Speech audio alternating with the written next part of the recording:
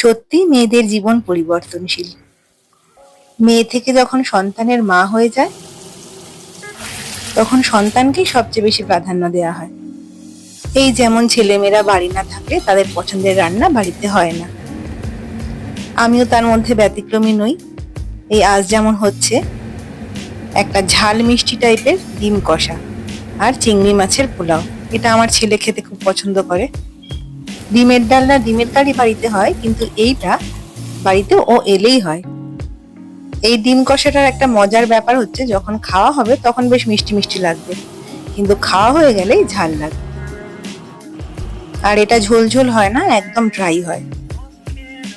ওর পোলাও পছন্দ, তাই আজকে হচ্ছে চিংড়ি মাছের পোলাও। দুপুরবেলা 1:30টার সময় বাড়ি ফিরে এইসব বানানো হচ্ছে।